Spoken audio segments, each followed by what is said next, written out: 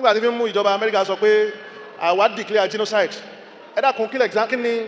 evidence tí wọ́n lè fi prove right ń túmọ̀ sí pé ewu ń bẹ lóko ló ń gẹ́ gan fún rẹ̀ ewu ni. kò sí agbára téèyàn bá ní, kò sí influence tó bá ní tó o bá ti ní tìjọba pẹ̀lú ẹ̀ atẹ́gùn lásán ni ọ́ o. ìjọba ló ní policy o la tu'anid man idha qala fa'al. èyàn rí ìjọba fín o ọwá ní ọgbọ́n súnà yé débi pé ò ní bájọba ṣe wọ́n ka ọlẹ́ àti súnà rẹ̀. wọ́n wá bíyàn pàápàá wa ta wà lọ́wọ́ lẹ̀ bíi tó pé bí olóró bí àwọn alágẹmọ àwọn kankan nídìílé wọn àti wá gba ìsìlámù àwa ti kéwú ṣé ká kọ̀ǹdẹ́ẹ̀mù gbogbo wọn ká mọ̀dẹ̀ bá wọn ṣe mọ́ wọ́n sì lè kókun ẹbí mọ̀jà ṣe bẹ́ẹ̀ bọ́lá ní ṣe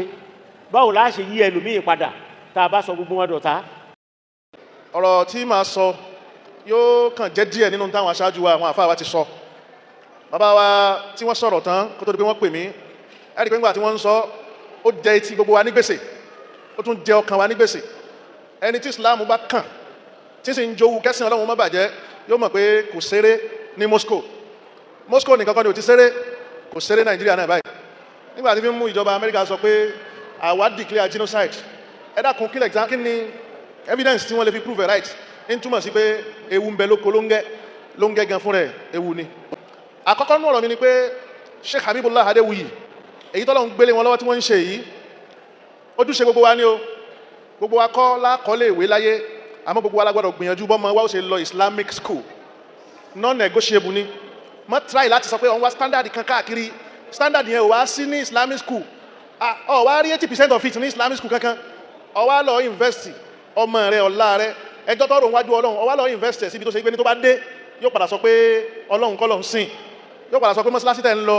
òfò ni yóò padà sọ pé ànábì tẹ́ ń tẹ̀lé sallallahu alayhi wa sallam yóò pa ànábì lókọ̀ táwọn ọ̀tá pè fún wọn níbẹ̀ don't try it àti ṣe ó sì ti yíwọ́ ẹ dákun non-negotiable ní fún wa kọ́ mọ́ wa kó wá lọ try ẹ̀kọ́ mi níbi tí wọ́n ti ń fẹ́ sìn mí yàtọ̀ sẹ́sàn náà Muhammad sallallahu alayhi wa sallam láti fi kọ́ wọn ọ̀pọ̀lọpọ̀ ọmọ mọ́mù mi ló fẹ́ jẹun nílé kí ni sẹ̀rí àkọ́wá káṣí lọ́wọ́ fẹ́ jẹun a ṣe bismillah ọmọ mọ́mù mi ó délé yóò ya nǹkan báyìí sí àyà ni torí pé ibi tí ń lọ ní ti ń rí lójoojúmọ́ nìyẹn Islamic school ti standard díẹ̀ tá a jeopardize effort ànábì lórí ẹ̀ tó dá ànábì lórí ká mọ̀ kọ́yàn ká sì mọ́ jeopardize standard nínú ẹ̀kọ́ tí wọ́n sì ń kọ́ ọmọ ní ìwà gidi ẹja fa àwọn ọmọ wa síbẹ̀ o mọ́ sọ pé wọ́n jù nǹkan gidi náà dẹ̀ àti ọfẹ́ mọ́ lọ́lẹ́ kí ó tí wọ́n ti ṣe tàfíìs àwọn àfáà tó sọ̀rọ̀ orí jù láyé òun làwọn àfáà tán ha Kùránì sórí tí èsì ìṣe pé wọ́n ń pera wọn láhàfíìsù ẹnu àwọn tán ha gangan wọ́n sọ̀rọ̀ orí bẹ́ẹ̀ bá rí wọn owó kékeré kò gbà wọ́n síṣẹ́ oúnjẹ mẹ́ta wọ́n béèrè ẹ̀ ilé tí wọ́n mọ̀ gbé wọ́n béèrè ẹ̀ ó wọn gọbọ ìsìn ni ẹnìkan wá dárú skul múlẹ̀ tó gba àwọn àfáà yẹn àwọn expect kọ́ mọ̀ gba owó táwọn tí wọ́n nírú ẹ̀ ń gbà kò possible ẹ mọ́ sọ pé Islamic school wọ́n mọ́ Islamic teachers gan wọ́n and to maintain them ọ̀pọ̀lọ̀ fún wọn lówó táwọn náà fi bọ́yàwó bọ́mọ tí wọ́n torí ẹ̀ jòkó number one nìyẹn a mọ̀ ṣàdúrà fún Sheikh Habibullah Adewuyi pé ìtọ́lọ́run gbélé yín lọ́wọ́ yìí Ọlọ́run má dá ẹ̀mí yín lógbòdò àwọn èèyàn sáámi mọ́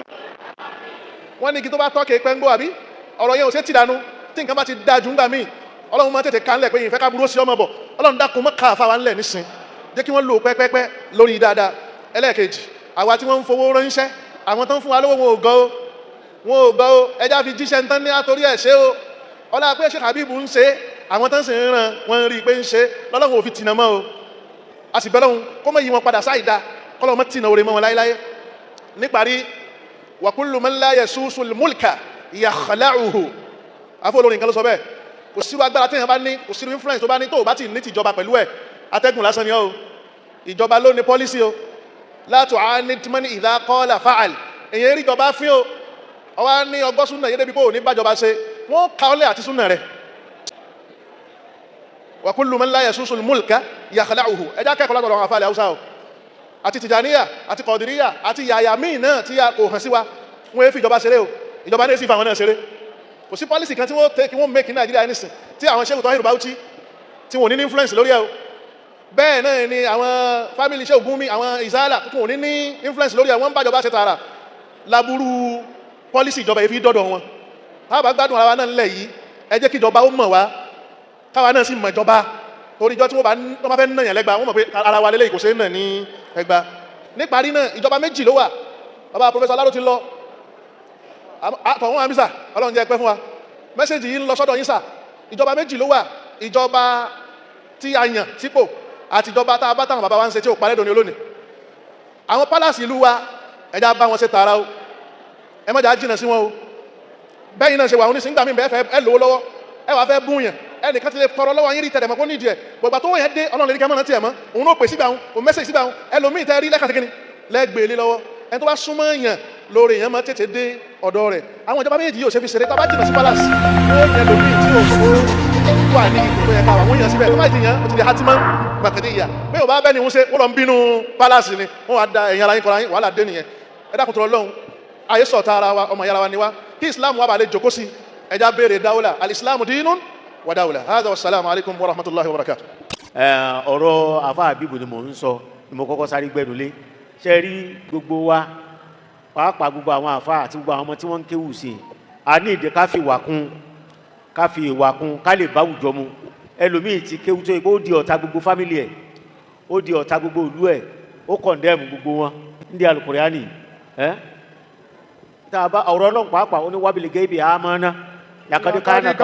قومنا يصلون للأوثان قبل محمد. tá a bá ka ìdílé kọ̀ọ̀kan kan ka ìwọ náà ń bolo ti bẹ̀rẹ̀ bàbá kìíní bàbá kejì bàbá kẹta tí ó bá fi tó karùn-ún sí kẹfà yóò bọ̀ sí tàtijọ́